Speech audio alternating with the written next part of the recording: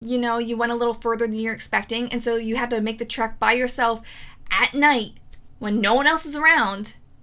You didn't know it was haunted, and then you saw like a girl, like a ghostly figure following you.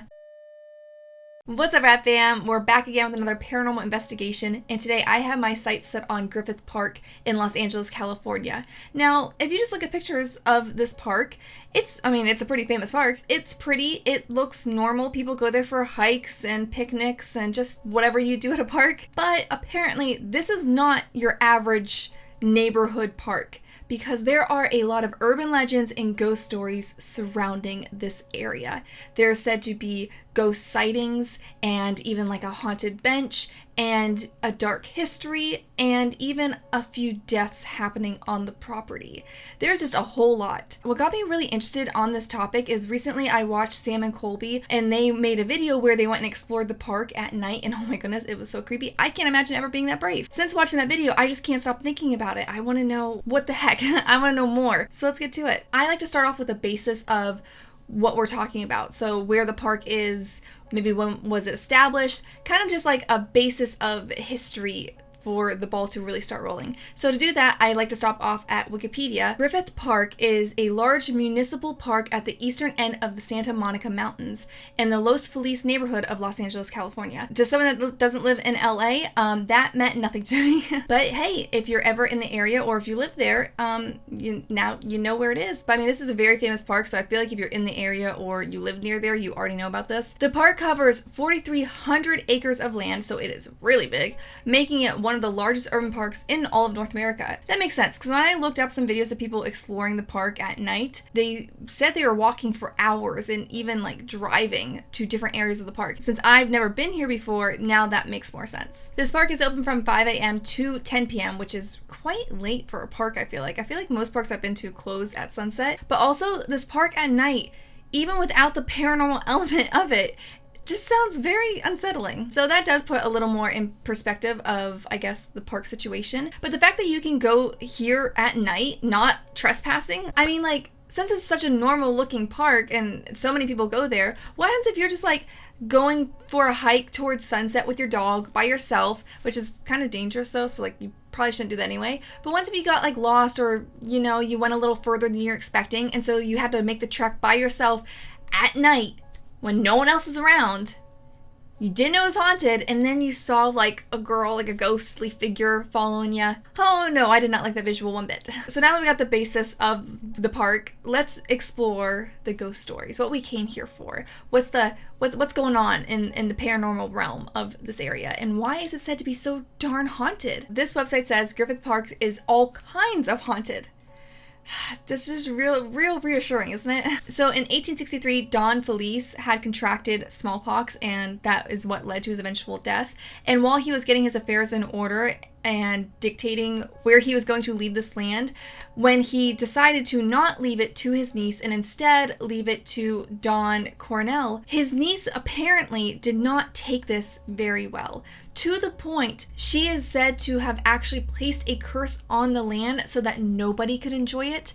And this article even says she went as far as to end her own life at Griffith Park. Okay, that is dark, that is heavy. That certainly adds some more detail than the Wikipedia page did. But again, when it comes to these ghost stories, do take these with a huge pinch of salt. I'm not here to tell you if the paranormal exists or not. I'm coming from a standpoint of, it's good to be a little skeptical. I think seeing both sides is equally entertaining. But oh my goodness, talking about ghosts gives me the heebie-jeebies either way. I get so paranoid when talking about ghost stories that I keep looking in the viewfinder expecting to see something moving behind me. So let's talk about more ghosts. So it gave this urban legend of her placing the curse on this land some more momentum. Apparently, things didn't end too well for the new owner. It was said that he was shot and killed, and the rest of his family died early deaths from disease or misfortune. Okay, that's creepy. She's said to place a curse, and then bad things happened to the people that inherited the land afterwards. And apparently this history of just bad luck to whoever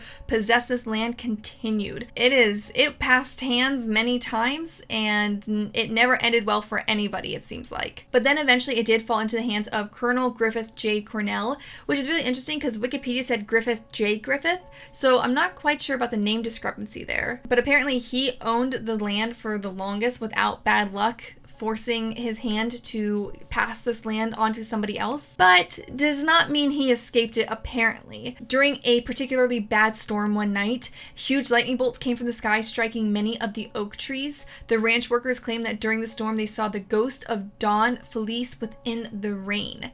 Okay, so is this the first reported sighting of an actual ghost? It kind of seems like it. His ghost was seen kind of frequently throughout the park, specifically around B Rock. Apparently, Griffith was so freaked out by these alleged ghost sightings that he refused to go to that area of the land past midday in fear of seeing the ghost, and eventually that led him to donate the land to the city of Los Angeles. This website then goes on to say things just did not end well for the rest of his life, even though he donated that land, and his life kind of went the same way as the previous owners, where it was just shrouded in tragedy and misfortune. I wouldn't want to own this land, is all I'm saying. Now, this park is said to be the home of several paranormal entities, one of which being that Don Antonio Felice, his niece, Griffith J. Griffith himself, a young little girl, and several others, as well as some kind of humanoid beast. That's just a lot of ghosts. You know, I would think one ghost story is enough to give a park a bad vibe, you know, consider it haunted if it just has one ghost. But no. This one wants to go up and beyond and include a handful for you to be terrified of. So fun, don't you want to go hiking here? Oh, but if that wasn't enough, without even going into specifics yet on the individual ghost stories, apparently there is also an abandoned zoo within the park, and it's said to be hella creepy. Apparently, for people that have gone and explored, they get this intense feeling of just like it's eerie. They feel paranoid, like someone's watching them, which I guess if they're trespassing though, that might be just like a real reaction to breaking the law. They've also said to hear noises of animals or people walking by when they're all alone. Just like creepy, eerie, typical ghost story stuff. But there's an abandoned zoo inside. Can this place get any weirder? It's such a hodgepodge horror movie sounding place. Now, probably the most famous haunted spot within the park is actually a bench. And again, you're thinking, a bench? How can that be haunted? Well, here's how. And sadly, it is a sad story, which I just repeated myself. I did say bench earlier, but actually it's a picnic table. Now, it is called picnic table number 29. And in 1976, on Halloween night, supposedly, a young couple in their early 20s were out enjoying the night together, sitting at this picnic table when tragedy struck and a tree fell and killed them both. Which is just a horribly sad freak accident to occur. And a lot of people say, especially on Halloween night, giving some significance to it being paranormal. Now, numerous hikers and maintenance workers over the years have reported seeing a ghostly couple around the area. They have said to have heard the couple talking and giggling like young lovers would be doing, and then only to find out that no one's there. So these voices and these noises don't have any source of origin, which is very unsettling, especially again if you're walking at night. That's not gonna be fun to hear. So from the Sam and Colby video I mentioned earlier, they actually went here and they saw this picnic table, which they say it's the same table, and the tree is still laying on top of it. But according to this website, it is said that whenever someone has attempted to remove the tree, that efforts were somehow sabotaged, that the tree wouldn't budge, or that the machines that they were using to remove the tree would stop working suddenly. The only thing I have to wonder of that, is there any truth to this horrific event? So from my quick Google search, I can't seem to find an answer to this. It seems like a lot of people are just reiterating the ghost story with very similar details, but I can't find an actual like news article source. So take it as you will, but it's just something to think about. So a couple more ghostly apparitions that are pretty popular that I think is important to talk about. There's said to be a ghost of a little girl, which is sad to think about. There's no real information about this little girl. It's just said that she is frequently seen by hikers, and you'll see her running around the park and asking people for help, saying that she's lost, that she can't find her parents, asking if you can help her find her parents or her way out of the park. Oh my gosh, just heartbreaking stuff, and literally is giving me so many goosebumps on my body right now thinking about it. It said that the little girl is thought to be a ghost of a little girl that died in the park, and possibly her body was never discovered, and that's why she's asking for people's help trying to find her way out. Oh God, that story was so sad, and I'm sorry to do that to you. The last haunted place within the park, which there's so many, I'm losing track, is said to be the merry-go-round. There's said to be a ghostly apparition of a man walking in between the little like horses